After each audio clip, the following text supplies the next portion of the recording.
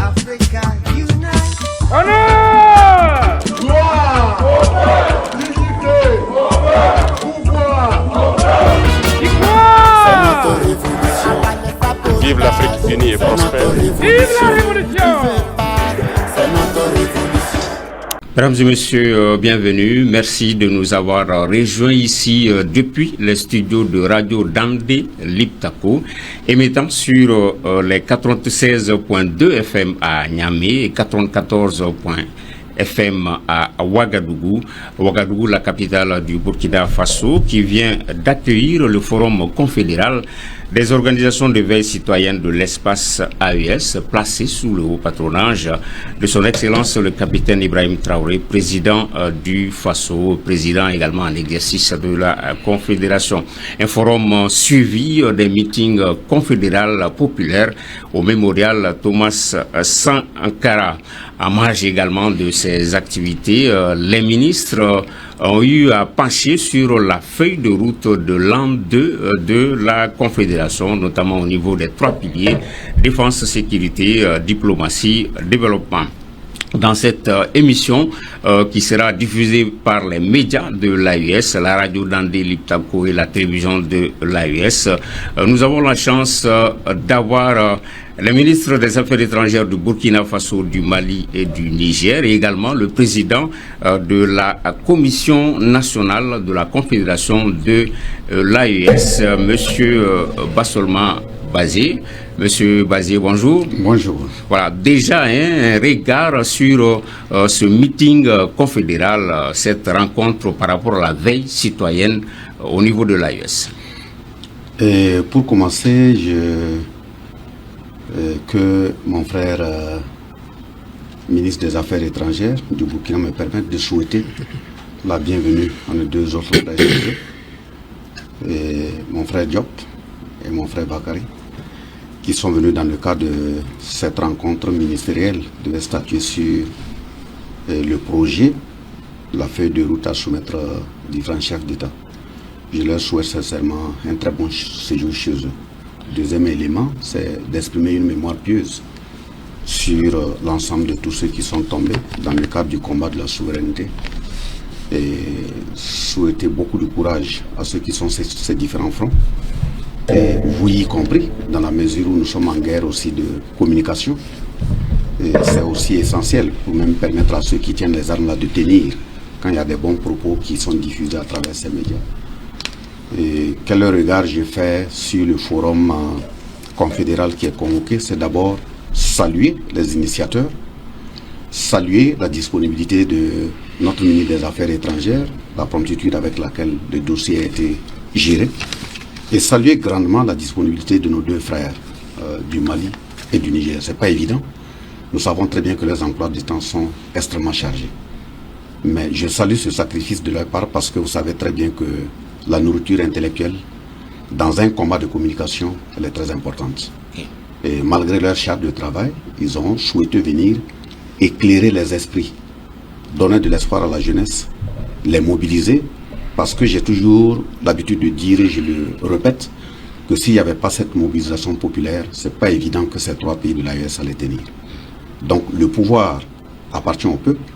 On constate que le peuple l'exerce à travers les mobilisations. Ça veut dire que ces différents peuples, ou peuples unis dans l'espace AES, ont déterminé leur mission historique. Il leur revient de les assumer. Mais justement, la disponibilité des 2 frères pour venir éclairer davantage l'orientation qui a été prise, elle est fortement à saluer. Et pour terminer, au nom du comité d'organisation mis en place pour leur accueil, j'assume l'ensemble des insuffisances et les présente mes sincères excuses en cas de manquement. D'accord. On va parler amplement de cette rencontre de veille citoyenne dans la dernière partie de ce débat, mais déjà avec le ministre burkinabé des Affaires étrangères, on va essayer de parler de la feuille de route. Monsieur Traoré, on entre dans l'an 2, déjà en termes de rétrospective par rapport à l'an 1. Qu'est-ce qu'on peut dire par rapport à notre alliance, l'alliance des États du Sahel? Merci. Je dois, avant de m'étaler sur cette question, d'abord saluer le travail formidable qui a été fait durant l'an 1 et qui a été porté avec engagement par le Mali. C'était une année d'immersion, une année d'apprentissage. Vous savez que nous sommes dans une démarche aussi pédagogique. Mettre en place une confédération, c'est une étape nouvelle pour nous. La présidence malienne a permis de jeter les bases, de mettre en place les fondations, et elle a été très efficace et nous devons saluer cela. Ce pas qui a été franchi, cela dit, a permis au Burkina Faso aussi de tirer leçon, parce que nous sommes dans un processus, pour prendre en compte ces leçons dans l'exercice donc de l'an 2. Et c'est ce que nous essayons de faire. La réunion que nous avons tenue s'inscrit dans cette dynamique. Que nous puissions nous retrouver, revisiter ensemble le pas qui a été franchi, évaluer ce qui a été fait, ce qui doit être consolidé et éventuellement les nouvelles actions à inscrire pilier par pilier. Et au terme de cette rencontre, je dois dire que les experts ont fait un excellent travail que nous saluons sous la coordination efficace du président de la Commission nationale AES avec ses homologues. Si vous vous souvenez, dès la présidence, il a lui-même pris son bâton de pèlerin pour visiter rapidement les 2 autres pays frères et s'inspirer de la façon la plus efficace qui pourrait être utilisée dans le cadre de cette présidence. Donc je dirais que nous sommes véritablement engagés et très satisfaits et nous essayons de mettre chaque jour en œuvre les orientations des 3 chefs d'État qui ont eu cette vision de créer cet espace autour d'un même destin et avec un peuple uni. D'accord. Monsieur Diop, vous êtes le ministre des Affaires étrangères et de la coopération internationale du Mali. C'est vrai que à l'entame de l'AES, il y avait eu beaucoup de questions. Des gens étaient sceptiques. Est-ce que 1 an après, vous vous dites, à l'échelle des 3 pays, que vous aviez eu raison de mettre sur les fonds baptismaux une alliance des États du Sahel? Merci beaucoup, Sekou Tangara, pour la question et aussi vraiment pour l'initiative de cette rencontre d'échange avec un sujet important. Mais avant ça, je tenais à remercier d'abord nos hôtes. Notre frère Bassorma Bazié, président de la Commission nationale AES, mais aussi notre collègue Karamogo Jean-Marie Traoré, mais toutes les autorités de Burkina, vraiment pour tout ce qui est fait depuis notre arrivée ici, mais aussi l'engagement dans le cadre de la Confédération. Je crois que votre question est un rappel important, parce que quand nous regardons les premiers instants de la mise en place de la Confédération, qui a été raillée, pratiquement dénigrée, où certains chefs d'État même ont indiqué qu'il s'agit d'une organisation fantôme et que bon, c'était une affaire de jour. Et aujourd'hui, nous voyons que avec les pas importants qui ont été posés, mais surtout la détermination dont nous avons fait preuve, le fait que la vision était très claire, le leadership des présidents assumé, la très grande mobilisation populaire et le fait qu'aujourd'hui, la Confédération est quand même une réalité tangible et ces différentes instances sont totalement fonctionnelles et les populations sont mobilisées. La preuve, c'est que cette rencontre, ce forum confédéral aujourd'hui sur la veille citoyenne, tout ça, ça veut dire que le cœur de la Confédération est en train de battre. Et je crois qu'un des facteurs de succès aussi, quand on regarde, on lit dans les yeux de ce que nous combattons, on se rend compte qu'ils prennent la chose beaucoup plus au sérieux qu'aujourd'hui, que ce n'était le cas au niveau du début. Donc c'est une réalité géopolitique aujourd'hui qui est constatée par tout le monde. Pas que nous courions derrière une reconnaissance de qui que ce soit, parce que nous sommes là, sur le terrain, nous travaillons à assurer la défense et la sécurité, nous travaillons à harmoniser nos positions sur le plan diplomatique, nous travaillons aussi à mettre en place les fondements d'un développement avec la Banque confédérale et d'autres initiatives. Donc aujourd'hui, nous sommes obligés de constater que la Confédération est en marche. Le plus important, c'est que nos citoyens y croient.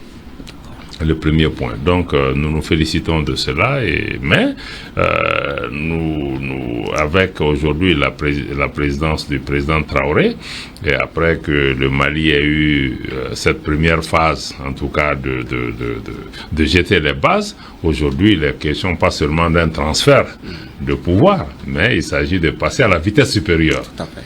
D'accord.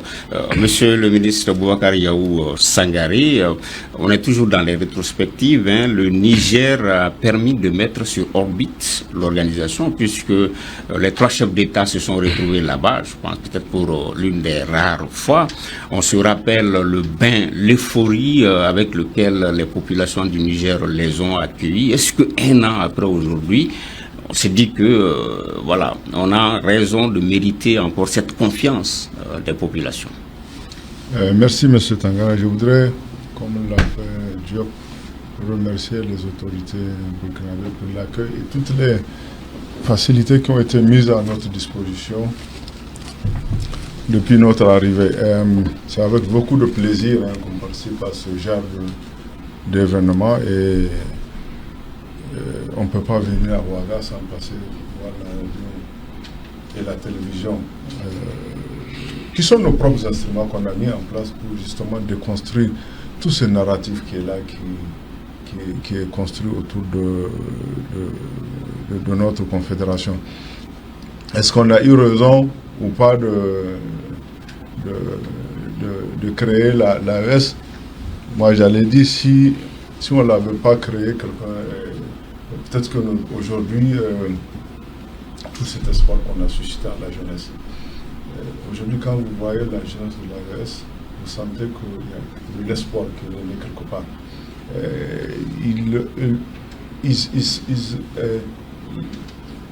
Elle n'attendait que ça, en fait, la jeunesse. Elle n'attendait que ça. Elle n'avait pas de repères.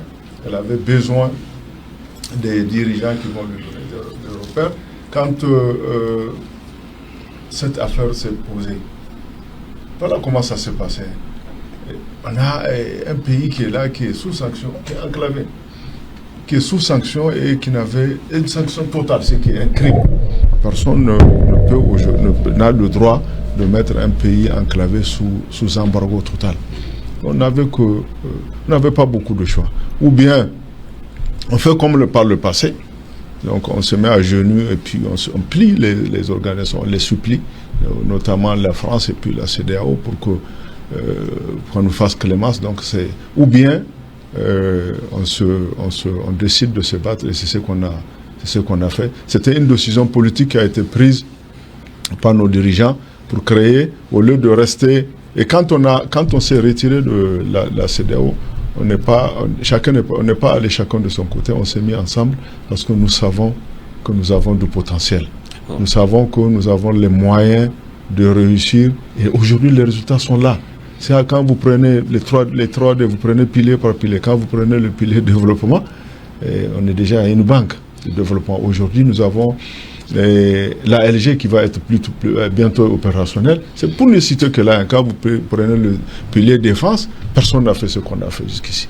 On a mis en place une armée de 5000 hommes dédiée à la lutte contre le terrorisme, qui est le pilier fondamental pour lequel l'AES a été, enfin le problème autour duquel l'AES a été bâti. Et quand vous prenez le pilier développement et diplomatie, aujourd'hui la coordination est parfaite et nous communiquons sans complexe. Ok.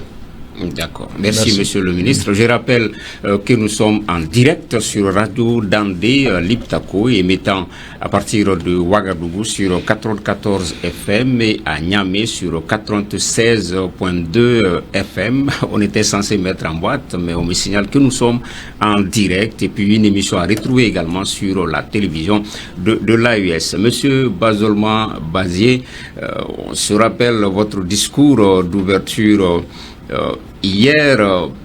On a l'impression que le Burkina privilégie l'inclusivité, la complémentarité.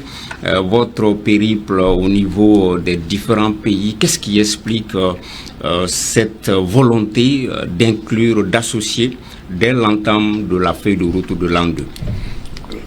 Merci bien pour la question. Je pense que l'inclusivité a été déjà impulsée par son Excellence le général Assimi Goïta, depuis la prise du bateau, des commandes du bateau, et mon cher frère ministre des Affaires étrangères du Burkina l'a dit. Le travail qui a été abattu par le Mali est assez énorme, bien sûr, avec l'accompagnement de ses deux autres frères présidents à ses côtés. Parce que si vous avez la fondation d'une institution à faire où il n'y a pas de texte, et vous êtes obligé, c'est comme si quelqu'un devait courir en portant son pantalon en même temps, c'est extrêmement difficile. Donc ça fait que le chapeau doit être tiré à son excellence, le général d'armée Assimi Goïta. Et c'est justement à travers les résultats que nous avons pu avoir dans la complicité parfaite entre les trois chefs d'État qui nous a éduqués et orientés à dire que nous avons intérêt à poursuivre ce qu'ils ont déjà commencé. Parce que s'il n'y avait pas de complémentarité, s'il n'y avait pas de complicité, ça allait être très difficile. Les menaces étaient énormes. Les menaces étaient complexes. Ça pouvait venir de toutes parts. Donc si nous avons pu tenir jusqu'au 23 décembre 2025, c'est lié au fait qu'il a donné la direction à suivre. Donc ce que nous avons fait, ça veut dire aller chez nos frères maliens et puis aller au niveau des frères nigériens, c'est qu'à la clôture du sommet, le 23 décembre 2025, il a été expressément instruit que les comités et commissions des trois pays doivent travailler ensemble, renforcer les relations pour mieux suivre la mise en œuvre des décisions prises par les trois chefs d'État et également préparer de façon conséquente les réunions des hauts fonctionnaires, les réunions des chefs d'État et les réunions ministérielles. Donc vous ne pouvez pas aller à la clôture, vous recevez une telle instruction et puis revenir dormir. Donc c'est un devoir pour nous de nous rendre auprès de nos différents frères. Nous avons été vraiment très bien accueillis. Les discussions ont été assez fraternelles et conviviales. La preuve est que nous avons pu nous retrouver chez nous encore à Ouagadougou dans le même sens. Okay. Donc je conclus en disant que nous avons fait que suivre ce qui a été déjà instruit par le général d'armée, son excellence Assimi Goïta, dans sa façon de faire pour pouvoir avoir ses acquis. Nous avons fait que suivre ce chemin qui a été indiqué. Oui, monsieur le ministre Traoré, l'an 1, c'est l'implantation quasiment. Après l'implantation, normalement, c'est la consolidation. Pour nos auditeurs, nos téléspectateurs, est-ce qu'on peut revenir sur les principales articulations de cette feuille de route de l'an 2 Merci, monsieur Tanara. Effectivement, comme vous l'avez dit, l'an 1, c'était la mise en place. Cela a permis d'abord de travailler sur tout ce qui est instrument d'identité de la Confédération. Vous avez suivi le travail énorme qui a été fait pour la création de l'hymne de l'AES, le drapeau de l'AES, la devise de l'AES, tout ce qui peut permettre de construire d'abord une identité, parce que tout part de là. À partir de ce moment, les autres chapitres peuvent être beaucoup plus efficace dans un esprit d'appropriation. Parce que si nous voulons aller effectivement dans l'esprit de créer un espace avec un peuple organisé autour du même destin, avec des leaders engagés pour le même destin, il fallait d'abord partir de là. Ensuite, vous avez au niveau du pilier défense, qui est le pilier mère et qui a été à l'origine d'abord de ce sursaut de mutualisation et de solidarité, où les armées des trois pays ont continué à travailler ensemble, à mutualiser leurs efforts pour faire face à l'hydre terroriste. Je crois que les ministres qui ont intervenu avant moi ont insisté là-dessus. Nous nous sommes rendus compte que la vraie solidarité, c'est entre nous. On a attendu assez longtemps cette solidarité venant de l'extérieur. Il y a eu, certes, il faut le reconnaître, des gestes, mais jamais dans le sens souhaité. Les problèmes ont été longtemps évoqué, mais jamais suffisamment compris. Et quand ça a été compris, les réponses n'étaient pas adéquates. Ce qu'il fallait faire, c'était de se mettre ensemble, surtout que les organisations sur lesquelles on comptait sont elles-mêmes rentrées en conflit avec leurs propres membres, et ça ne pouvait donner que ce résultat. Et au niveau du volet développement, le gros travail qui a été fait, c'était de mettre en place d'abord les instruments, les leviers essentiels sont la banque d'investissement, mais aussi de travailler à transformer l'autorité de l'Iptako Gourma en un instrument plus efficace, plus technique, un instrument de soutien pour éventuellement réfléchir et accompagner la mise en œuvre des grands projets intégrateurs. À partir du moment où ces échafaudages ont été mis en place, il revient à l'an 2, d'abord, de poursuivre la consolidation de ce qui a été fait, comme vous l'avez dit. Donc, il s'agira de travailler à poursuivre l'opérationnalisation de la banque d'investissement, de travailler à poursuivre l'opérationnalisation de l'agence technique qui va l'accompagner, mais aussi de travailler à consolider d'autres projets de développement.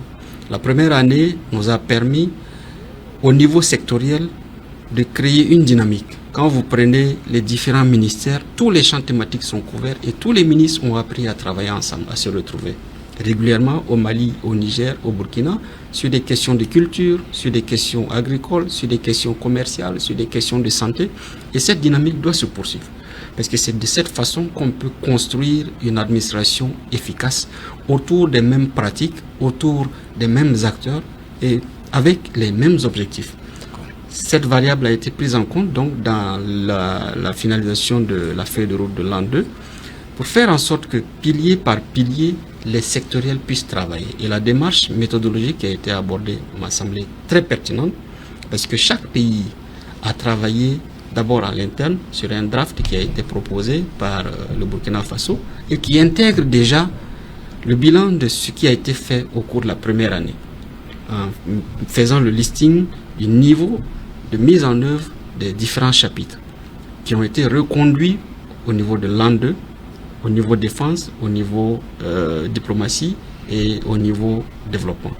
Donc nous allons poursuivre ce travail pour faire en sorte que les projets nouveaux qui ont été identifiés, qui sont inscrits dans la feuille de route de l'an 2, puissent aussi commencer un démarrage pendant que les projets qui sont en cours depuis la première année poursuivent leur consolidation. D'accord. Monsieur le ministre Diop, de l'implantation à la consolidation, c'est notre défi. Qu'est-ce que vous avez à dire là-dessus? Bon, le défi, c'est de dire que pour nous, fondamentalement, le travail n'a pas changé. Parce que, comme il l'a dit dès le début, les trois chefs d'État travaillent vraiment en symbiose avec un niveau vraiment d'engagement, de confiance très élevé entre eux, ce qui nous a grandement facilité la tâche. Tout ce qui a été fait, c'est vrai que le Mali assumait la présidence, mais ça a toujours été une démarche collective. La feuille de route qui a été adoptée était une feuille de route consensuelle agréée au niveau des trois pays. Donc, pour nous, le travail fondamentalement ne change pas. Aujourd'hui, le président Goïta quitte le siège de pilote, le président Traoré prend le siège de pilote, mais nous continuons dans la même lancée que tout ce qui doit être fait, nous devons le faire ensemble avec le même niveau d'engagement en comprenant que nos destins sont liés. Nous avons des questions existentielles qui sont des questions de sécurité qui touchent nos trois pays de la même façon. Nous avons des batailles géopolitiques importantes à mener aujourd'hui. Nous menons en groupe partout où nous devons vraiment pouvoir agir. Et sur la question aujourd'hui du développement, où nous devons même aller plus loin, parler directement d'intégration. Parce qu'au-delà du développement, ce que nous souhaitons, c'est l'intégration économique, culturelle et humaine de nos trois pays, de telle manière que nos populations puissent aujourd'hui sentir le bénéfice d'être ensemble sur tous les plans. Donc, je pense que cette consolidation-là vient à point nommé, mais pour nous, nous travaillons la feuille de route, on se l'approprie tous. D'accord. Voilà. Donc, c'est notre feuille de route commune. Et le chemin n'a pas changé parce que l'avantage de l'AES, c'est que c'est pas comme d'autres organisations où chaque président vient avec sa feuille de route, prend une direction, l'autre vient, il va en sens inverse. Okay. Donc, quoi que c'est la même direction, voilà, il y aura des touches, il y a des cadences qui peuvent être différentes sur certaines matières, mais nous allons tous dans la même direction. Oui, Boubacar Yao Sangari, sur la même question, sur la feuille de route de l'an 2. Oui, merci. Sur la feuille de route, ce que je veux dire, moi, c'est qu'elle a été participative. C'est-à-dire, dès le début, on nous a demandé, nous, ce que nous avons fait au Niger, nous avons d'abord regardé ce qui a été fait. Est-ce qu'il y a des corrections qu'il faut apporter? Parce que l'œuvre humaine n'est jamais parfaite. S'il y a des corrections, on les a proposées. Si ça a été correctement fait, c'est bon. Maintenant, on a essayé d'identifier quelles sont les actions qui ont une synergie avec ce qui existe. Parce que tous les secteurs sont prioritaires. Vous savez, dans quel état étaient nos États avant la prise de pouvoir par les militaires? C'était un état de délabrement complet. Tous les secteurs étaient prioritaires. Donc on a essayé de voir, parmi toutes ces actions, d'abord dégager des secteurs qui sont... C'est sûr que hiérarchiser les priorités. Maintenant, parmi ces priorités, c'est de dégager qu'est-ce qui a un effet de synergie avec ce qui existe déjà. Parce que c'est plus facile qu'il y ait un effet que d'aller implanter du nouveau. Alors qu'il y a quelque chose qui est là, qui peut avoir qui peut amplifier les effets de ce qui existe déjà. Donc, vaut mieux aller peut-être vers là, ne pas ratisser large pour un premier temps. Donc, quand on a identifié ces chantiers-là, qui ont un effet de synergie, on les a proposés. Maintenant, après, on est allé vers pour implanter les nouveaux chantiers. Et comme mes autres collègues l'ont dit, on a fait en sorte que, au moins, dans chaque secteur, qu'il y ait une activité pour apprendre à nos ministères à mutualiser leurs moyens. Et je vous assure, les gens ne doivent pas s'inquiéter. Parce que c'est l'état d'esprit qui compte. Tout à l'heure, on était avec le président Traoré, il a dit que nous n'avons pas peur de nous tromper. Si on se trompe, c'est pas grave. On va corriger et puis on va... Le monde est tellement... la mutation est tellement rapide. Le monde aujourd'hui évolue à une vitesse extraordinaire. Tout à l'heure, le président disait, vous pouvez faire votre plan aujourd'hui, demain vous vous réveillez, tout est chamboulé parce qu'il y a eu un conflit qui a éclaté quelque part. Donc nous n'avons pas peur. Nous voulons faire notre confédération en nous basant sur nos propres modèles. On n'a pas de modèle à copier, on n'a pas de référence, on n'a pas de repère. Parce que c'est quand vous avez un carcan et que vous êtes obligé chaque fois de faire attention pour ne pas heurter le bordure ou pour ne pas aller au-delà, que ça vous pose un problème. Mais là, nous sommes complètement décomplexés. Nous faisons les choses telles que nous le ressentons pour le bien de nos pays, pour le bien de nos populations. D'accord. Si vous venez de nous prendre en marche, je vous rappelle que vous êtes sur Radio Dandé Liptako, émettant en modulation de fréquence sur les 94.fm à Ouagadougou et 96.2 FM à Niamey. Nous recevons autour de ce plateau Monsieur Basolma Bazié, président de la Commission nationale de l'AES du Burkina Faso, Monsieur Karamoko Jean-Marie Traoré, ministre des Affaires étrangères du Burkina, M. Abdoulaye Diop, ministre des Affaires étrangères et de la coopération internationale du Mali, et Boubacar Yaou Sangaré, ministre des Affaires étrangères du Niger. On va entamer la dernière partie de l'émission. Je me tourne vers vous, M. Basolma Bazié. L'histoire ne retient pas les nations hésitantes. L'AES a osé. Mais le projet AIS dérange M. Bazié. Comment faire face à cette tentative souvent peut-être de déstabilisation Sahel?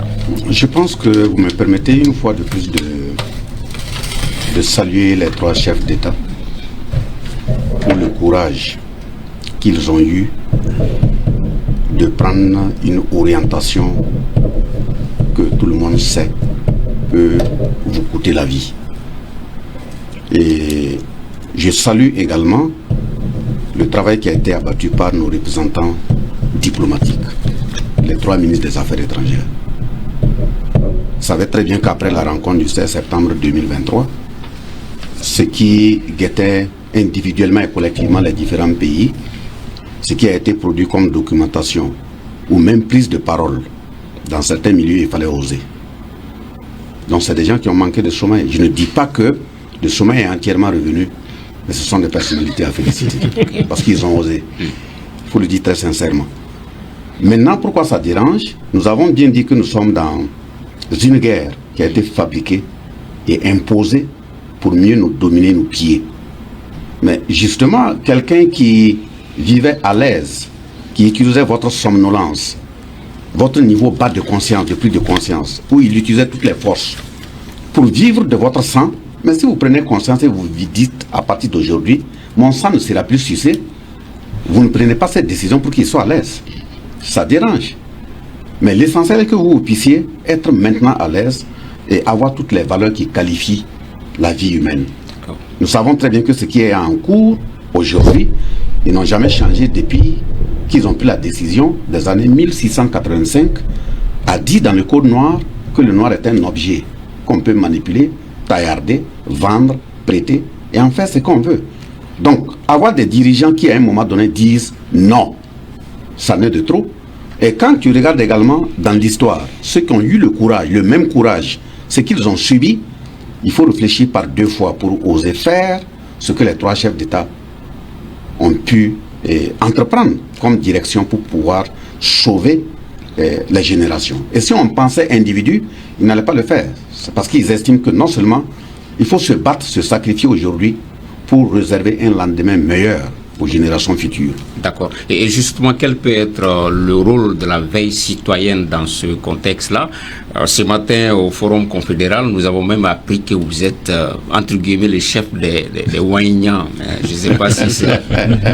Quel peut être le rôle de la veille citoyenne dans ce contexte-là? Merci bien, parce que le terme Ouaïnian, c'est un appel à dire « venez sortir » ou tout simplement « sortez ». Mais quand on dit à une population aguerrie, sortez, c'est qu'il y a danger. Et quelqu'un qui prend conscience, qui sait très bien ce que veut dire se battre pour conquérir sa souveraineté qui ne se donne pas, c'est tout à fait normal que permanemment tu sois prêt. À n'importe quel instant, n'importe quel moment. J'ai eu à dire une fois quand j'étais dans le gouvernement, lui il peut attester, qu'en principe, à tous les niveaux de responsabilité de l'État, nous sommes dans une période où, même pour dormir, il faut laisser ta culotte très proche parce qu'elle peut être amenée à être portée à n'importe quel moment. Donc, de ce point de vue, c'est un appel constant 24 heures sur 24 à être en alerte. Donc, c'est tout à fait normal que, quel que soit votre niveau de responsabilité, que ce soit ministre, président d'institution, c'est parce qu'il y a un pays qui existe que vous avez ce niveau de responsabilité. Donc, si la vie du pays, l'avenir du pays est engagé, vous devrez vous mettre à un niveau de combat permanemment. Et j'ai aussi dit qu'en principe, l'armée devait doter tous les responsables d'institutions. Nous sommes en émission tout de suite. Si on nous disait que dehors, c'est parce qu'on souhaite que dehors ça chauffe, mais on ne devait pas chercher à appeler une sécurité à quelque part, sauf si c'est un renfort. Nous, on doit être capable de faire face. Et de ce point de vue, nous sommes des Ouaïens et on le réclame. Le deuxième niveau, c'est la jeunesse. La jeunesse doit d'abord prendre conscience que ceux qui sont au devant des postes de responsabilité aujourd'hui sont des gens qui se sont engagés pour sacrifier leur vie. Parce que quand vous prenez, nous tous autour de la table, aujourd'hui, appréciant les textes statistiques de nos pays en termes d'expérience de vie, vous allez trouver rarement qu'ils n'ont pas dépassé cette cap. Ça veut dire qu'ils pouvaient dire qu'à cette étape, j'ai quoi à gagner à prendre des risques. Parce que ceux qui ne veulent pas prendre les risques, c'est parce qu'ils ne veulent pas affronter le feu. Mais les responsables qui sont devant aujourd'hui pouvaient se dire également, ils ont quoi à gagner. Si je prends l'exemple de notre chef d'État, le camarade capitaine Ibrahim Traoré, mais quelqu'un qui a sa position auprès de ses frères, mais eux tous pratiquement mettent leur jeunesse dans des braises pour calciner, mais un jeune assez conscient ne peut pas s'asseoir croiser les bras. Et pour terminer, je l'ai dit dès l'introduction, il appartient à chaque génération de déterminer ses missions, de les assumer ou en tout cas de marquer de façon très malencontreuse l'histoire. C'est ce qu'on ne souhaite pas. Donc, nous invitons la jeunesse à rester éveillée. Et quand on regarde tous les corps qui sont ramenés par les eaux des océans en bordure des mers, nous regardons les chemins dans les déserts jonchés de squelettes de jeunes qui partent en recherche d'Eldorado. Ce n'est pas que nous n'avons pas les moyens chez nous. Nous avons tous les moyens. Donc, la balle est dans le camp de la jeunesse. Elle est majoritaire. Elle est le fer de lance de demain. C'est à nous de nous assumer et donner également l'exemple pour qu'elle puisse prendre le même chemin. Justement, M. Jean, Marie Karamoko Traoré, dans votre prise de parole, vous êtes revenu sur le dynamisme de la jeunesse de l'AES. Ça veut dire qu'on n'a pas à se faire d'inquiétude à ce niveau-là par rapport à la veille, parce que nous avons une population très très jeune et dynamique. Oui, moi j'ai vraiment la certitude qu'elle demeure une force. Il faut surtout que cette jeunesse prenne conscience qu'elle constitue une force et qu'elle peut se mettre en mouvement pour servir le pays. Tel que le président Bassorma l'a mentionné, pendant longtemps, on nous a nous-mêmes présenté notre jeunesse comme un problème. Et les jeunes sont convaincus jusqu'à très récemment dans nos pays qu'ils étaient un problème et les revendications qu'ils faisaient étaient aussi structurées autour de ce regard. On ne leur a pas montré qu'ils étaient une solution. Et qu'en tant que solution, on ne doit pas seulement revendiquer, qu'on doit participer à créer des opportunités. Aujourd'hui, il y a beaucoup de jeunes qui sont dans cette dynamique. Moi, j'ai été impressionné par un jeune Malien qui avait fait un témoignage à la télé une fois. Et il disait, il était aux États-Unis. Là où je suis, il y a des milliers de jeunes qui savent faire ce que je fais. Mais je me suis rendu compte que si je repars dans mon pays, je ne suis pas sûr qu'il y ait plus de 2 jeunes qui font ce que moi je fais. Il est reparti. Et il a eu une adhésion, il a lancé son entreprise et ça fonctionne. Donc, c'est des modèles qui montrent que c'est possible. Naturellement, il faut que nos pays, et c'est ce que les 3 chefs d'État sont en train de faire, créer les conditions pour les accompagner.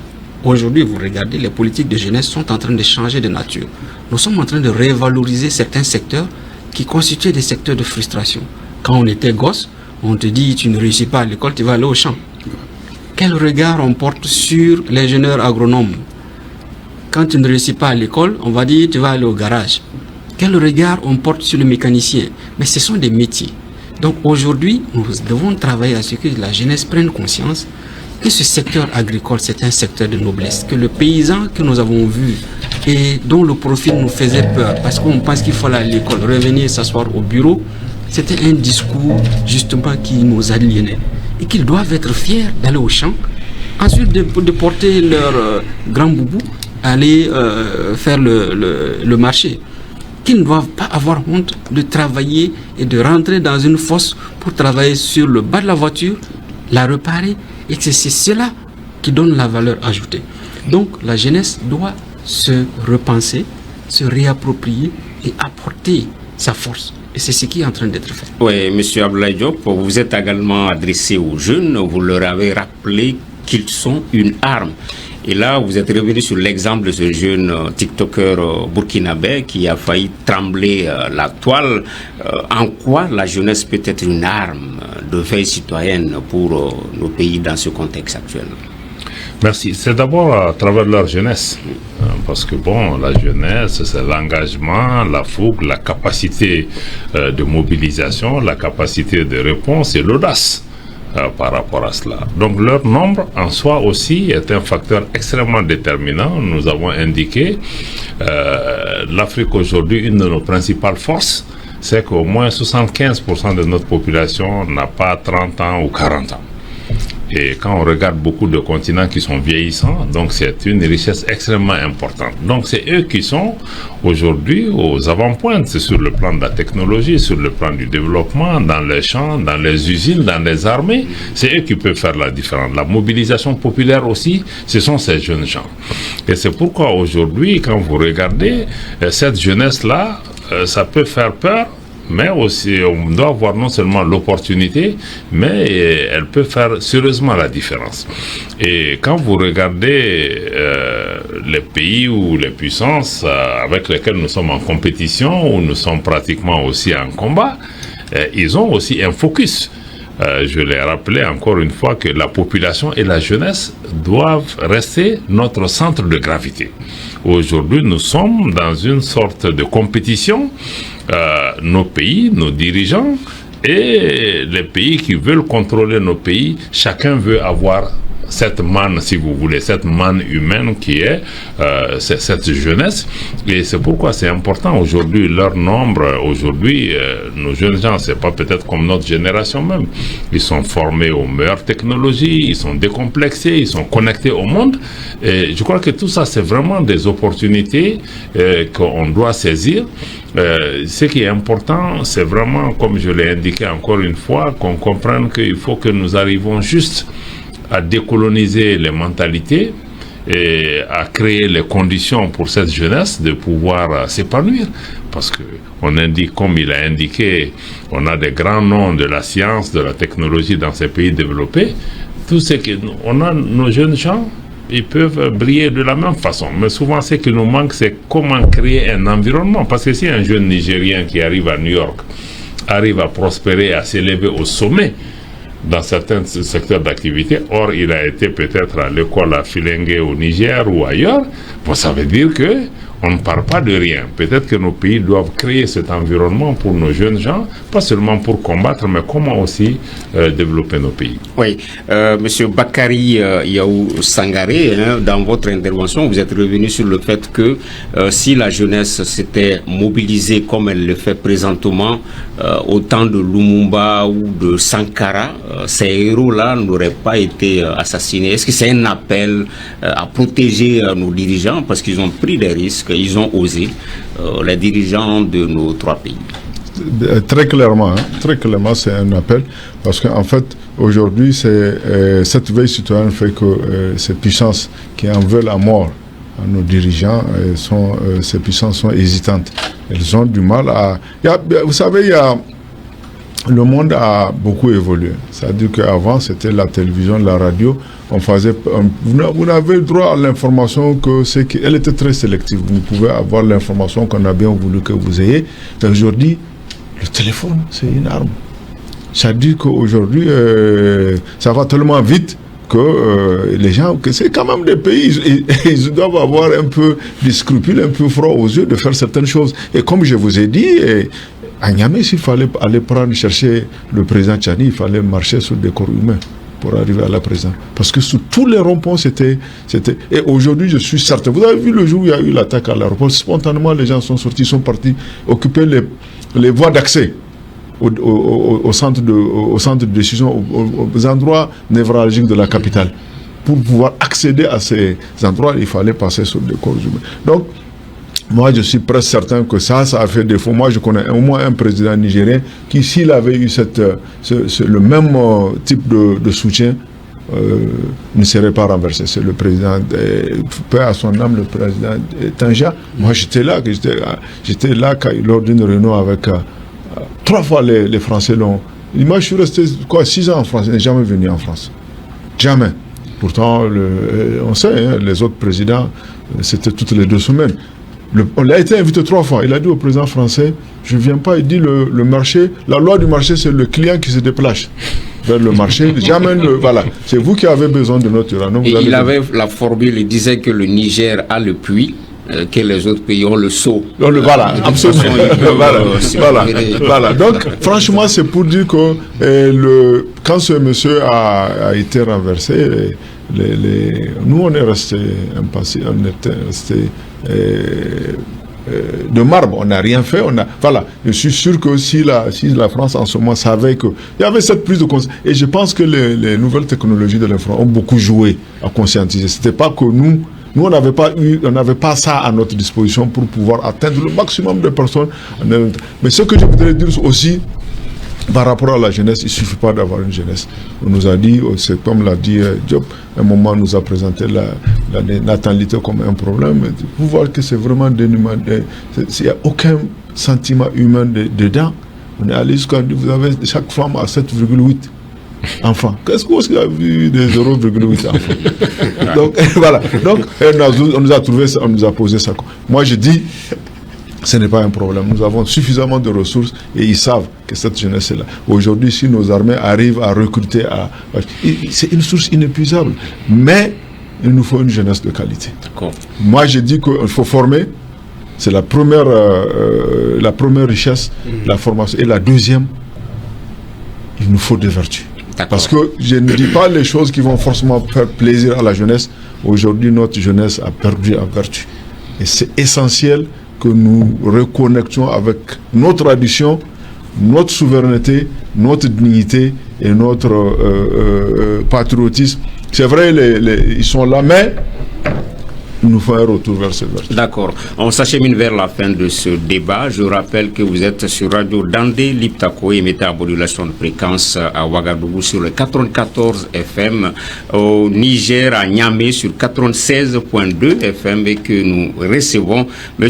Bazolma Bazié, président de la Commission nationale de la Confédération de l'AES, M. Karamoko Jean-Marie Traoré, ministre des Affaires étrangères du Burkina Faso, M. Abdoulaye Diop, ministre des Affaires étrangères et de la coopération internationale du Mali, Monsieur Bakary Yaou Sangaré, ministre des Affaires étrangères du Niger. Monsieur Sangaré, on reste justement avec vous. On va faire cette fois-ci comme ça pour donner les derniers mots à Monsieur Bazier, aux auditeurs qui nous suivent sur Radio Dandé, aux téléspectateurs qui nous regardent sur la télé de l'AIS. Quel peut être le message à leur endroit aujourd'hui? Le message que moi je voudrais lancer, c'est de dire à cette population de rester soudée derrière leurs dirigeants. Nous avons besoin de ça, nos dirigeants ont besoin de ça, et c'est là le premier capital sur lequel est fondée notre lutte. Aujourd'hui, nous avons besoin de ça, ça c'est un. La deuxième, c'est de continuer à prier. Continuer à prier Dieu pour qu'il assiste nos pays, parce que c'est un combat inégal qui est en train de se passer. Si jusqu'ici on a tenu, c'est parce que notre force réside dans nos foi, notre force réside dans nos prières. Et la troisième chose que j'aimerais dire, c'est de dire à cette jeunesse-là sur laquelle nous comptons, le travail. Après le travail, comme le dit l'adage, l'indépendance, il n'y a rien ce qui va faire la différence entre eux demain. Ça sera le travail, rien d'autre. Le reste ne tiendra pas longtemps. D'accord. Merci. Monsieur Abdoulaye Diop, dernier mot, message particulier. Message particulier, comme aussi le président Traoré vient de nous dire, il faut que notre jeunesse, nous-mêmes, nous comprenions que personne ne fera une solution toute faite pour nos pays. Et que nous devons nous inventer, nous réinventer, nous-mêmes chercher des solutions qui sont adaptées à notre contexte. Et le deuxième message, c'est encore une fois de rappeler à tout un chacun la nécessité pour nous de construire tout ce que nous faisons en tenant compte de nos référents culturels. Parce que la culture est un outil de construction massive. Parce que quand vous regardez aujourd'hui, aussi on prend même l'analogie avec les technologies pour accroître notre connectivité. Quand on utilise la culture, la connectivité, c'est de cœur à cœur. Ce sont nos cœurs qui se connectent. Aujourd'hui, nos peuples battent à l'unisson parce que, on ressent les mêmes choses par rapport à nous. Donc, on utilise aussi la culture comme un ciment, un levier, même dans le cadre de notre combat. Je crois que ça nous crée un peu cette confiance. Et le dernier message, encore une fois, comme je le disais à la conférence, soyons conscients qu'aujourd'hui, nous sommes dans une phase de guerre cognitive et que l'enjeu, c'est le contrôle de nos esprits et de nos cœurs. Qu'on soit extrêmement vigilants par rapport à ça et que nous fassions tout pour ne laisser personne contrôler notre mental et faire de nous pratiquement des instruments où la télécommande peut être à Paris, à Bruxelles ou à Washington et que nous ne devenons que des instruments. Soyons conscients qu'il faut que nous-mêmes nous contrôlions notre narratif, nous contrôlions nos émotions et nous contrôlions aussi notre propre pensée. Ok. Monsieur Karamogo Jean-Marie Traoré. Très bien, merci. D'abord, je souscris entièrement à ce que les deux prédécesseurs ont déjà dit. Et je voudrais véritablement saluer la résilience du peuple sahélien. Le Burkina, le Mali, le Niger ont des populations extraordinaires qui ne cessent de démontrer chaque jour qu'elles sont capables et qu'elles sont engagées à accompagner les trois chefs d'État. Et c'est vraiment leur réitérer cette gratitude-là et dire que nous sommes sur le bon chemin. Le ministre Diop l'a mentionné tout à l'heure. Aujourd'hui, il y a toutes sortes d'informations qui circulent sur les réseaux sociaux et nous savons que c'est construit justement pour soit créer des nouveaux clivages ou en tout cas élargir des fissures. Mais nous savons qu'un peuple soudé, c'est un bouclier infranchissable devant l'ennemi. Que ce soit l'insécurité, que ce soit le dominateur, que ce soit le colon, il nous faut travailler davantage à nous rapprocher, à nous souder. C'est l'arme redoutable que nous avons et qui puisse nous permettre donc de réussir ce que nous sommes en train de faire. Et les enjeux sont tels que les choix qui ont été faits et les résultats qui sont en train d'être obtenus et qui démontrent que quelque chose est possible complique toujours la lutte et amène toujours l'ennemi à trouver d'autres alternatives. Il faut que la population soit éveillée, que la population reste en alerte, mobilisée et soudée derrière les dirigeants de l'AES. Monsieur Bazolman Bazier, le mot de la fin. Le mot de la fin. Bon, d'abord, c'est de rappeler que nous sommes dans une guerre de conquête de notre souveraineté, souveraineté qui ne se négocie pas, la souveraineté politique, économique, et sécuritaire et culturelle. Et si la souveraineté ne se négocie pas, nous devrions comprendre que les ennemis qui sont en face, ils ne dorment pas, ce qu'ils cherchent, ce n'est pas notre bien. Quelqu'un qui vit de votre sang, ce n'est pas pour que vous puissiez vous épanouir. Donc ils vont utiliser tous les moyens pour atteindre leur objectif qui est de recoloniser l'Afrique. Et s'ils utilisent tous les moyens, nous à notre tour, en deuxième étape, c'est de dire le mot ou le verbe vaincre ne peut pas être conjugué autrement que de dire nous sommes contraints de vaincre. Nous sommes condamnés à vaincre. Nous sommes engagés dans une bataille où soit nous avons la victoire ou nous périssons. Et ce n'est pas nous seulement qui allons périr, c'est y compris les générations futures. Et de ce point de vue, permettez que je salue la disponibilité de l'ensemble des peuples à travers le monde qui nous soutiennent. Et en même temps, ceux qui sont des frères africains de peau, mais qui ont le contenu de crâne. Autre chose, nous disons que leur géniteur ne doit pas être fier d'eux en termes d'ancêtres. Nous sommes en train de nous battre pour sauvegarder la mémoire de nos ancêtres et faire en sorte que les générations futures puissent s'épanouir. Et toute personne qui s'oriente dans le sens inverse, on se pose la question si vos parents qui ne sont plus en vie sont véritablement fiers. Chacun a intérêt à se réveiller et rentrer dans les rangs. Et le dernier élément, c'est à l'endroit de la jeunesse. Okay. Mon frère Bakary Yao l'a dit, il y a eu des leaders qui ont péri. S'ils avaient eu le soutien nécessaire, ce n'est pas évident qu'ils allaient périr. Donc l'histoire nous regarde, l'histoire regarde la jeunesse. Il nous appartient, nous qui sommes âgés, de conformer nos actes aux propos. Parce que la jeunesse, elle lit, elle écoute, mais elle retient mieux ce qu'elle regarde comme acte. Donc nous n'avons pas la force, toute la force, que Dieu, la nature et les ancêtres nous accompagnent afin que nous puissions en tout cas aboutir à cette victoire. C'est sur ce message d'espoir que prend fin ce débat. Merci de l'avoir suivi. Nous avions autour du plateau M. Bazolma Bazié, président de la Commission nationale de la Confédération, l'AES du Burkina Faso, M. Karamoko Jean-Marie Traoré, ministre des Affaires étrangères du Burkina Faso, Abdoulaye Diop, ministre des Affaires étrangères et de la Coopération internationale du Mali, et M. Bakary Yao Sangaré, ministre des Affaires étrangères du Niger. Merci de l'avoir suivi. Merci à l'équipe de coordination, Salif Sanogo, Yolande Kaloulé, et derrière le micro pour la présentation, Sekou Tangara. Une émission à retrouver également au niveau de la télévision de l'AES et de nos plateformes digitales. À très bientôt sur les médias de l'Alliance des États du Sahel.